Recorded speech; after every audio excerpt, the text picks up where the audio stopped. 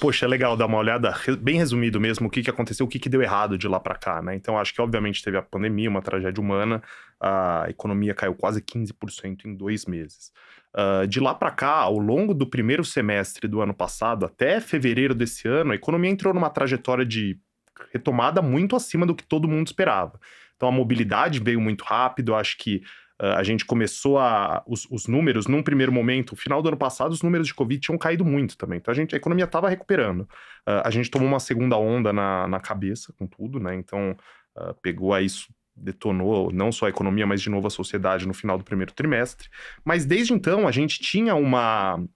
Inclusive aqui, a gente trouxe aqui o case que a gente era muito construtivo com a vacinação. E como que era a nossa cabeça de como ia funcionar o ano? Bem, a gente achava que até setembro todo mundo ia ter tomado pelo menos uma dose de vacina, os casos de Covid iam cair, o presidente já está com uma popularidade muito alta, então, consequentemente, não ia precisar fazer nenhum deslize fiscal, a economia ia voltar a crescer com a reabertura e a gente chegar no ano que vem crescendo bastante, com juro baixo, inflação controlada. E uma incerteza eleitoral baixa.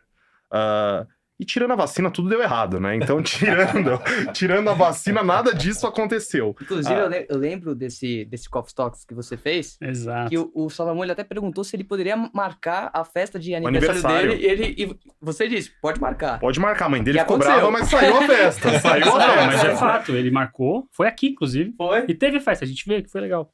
Então, o que foi a grande surpresa, né? Eu acho que a grande surpresa global no Brasil foi a inflação. Então, aqui no Brasil, a gente começou a ter surpresa inflacionária no final do ano passado, com a questão de alimentos e a moeda que estava com um comportamento muito estranho. E depois a gente começou a ter a questão da energia elétrica, com crise hídrica e combustível. Isso puxou demais a inflação num primeiro momento. Num segundo momento, a gente veio com uma inflação de industriais que a gente não tinha há muito tempo no Brasil. Começou a importar a inflação, que é alguma coisa... Há 10 anos a gente não importava inflação assim.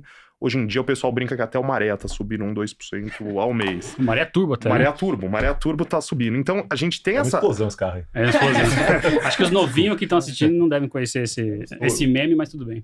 Mas, exato. Então, essa alta da inflação, ela agiu de 3 formas. Então, primeiro, ela consumiu um espaço... O governo tinha um plano de criar esse Auxílio Brasil, já teve 30 nomes até ao longo do tempo, mas conforme a inflação foi subindo ao longo do segundo semestre, o espaço fiscal que tinha para criar o programa acabou.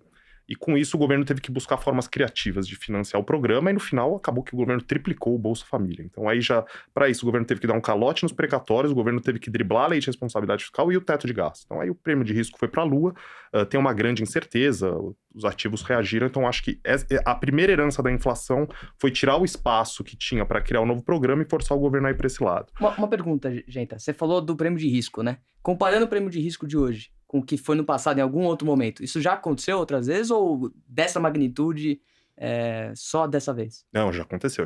Então, se a gente pegar em 2000 na primeira eleição do Lula, o negócio explodiu e mesmo no raio do estresse da Dilma, também a gente teve uma alta grande de prêmio de risco assim. Mas era um negócio que desde a aprovação do teto de gastos, eu não achava que a gente ia ter um problema fiscal tão cedo assim. Então, realmente foi uma surpresa muito grande. Passar, que nem eu falei, essa tríade, calote precatório, driblar LRF e mudar o teto, gabaritou, assim, o governo gabaritou no que dava para fazer. Então, o primeiro ponto da inflação, danificou o fiscal. O segundo ponto da inflação corroeu o poder de compra das famílias. Então, metade do país recebe salário mínimo, que está congelado até janeiro, 20% da massa salarial mais ou menos é funcionário público que está congelado também. Se olha o deflator, a inflação de bens no Brasil da PMC está rodando em 15%, 16%, é a maior da série histórica. Tudo bem que a série começa em 2003. Então, quando você olha o gasto das famílias em reais, em dinheiros, isso aí parece meio estável.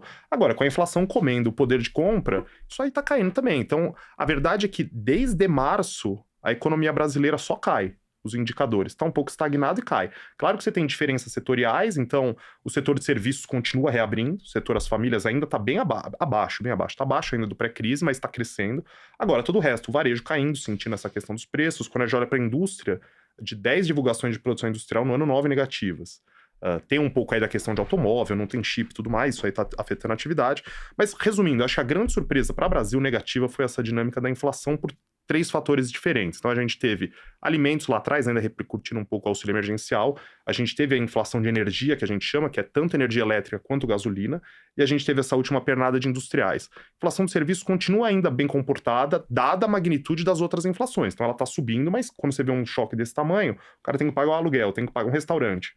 O cara tem que pagar aluguel, tem que pagar tudo que está subindo aí de preço de alimento, acaba subindo um pouco o preço. Então é isso. A gente chega num ano aí, provavelmente vai ter uma nova contração do PIB no quarto tri, a gente pode somar aí 3 quedas consecutivas.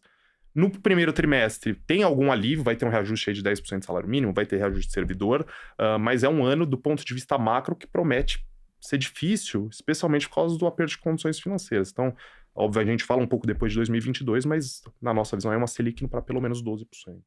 Eu ia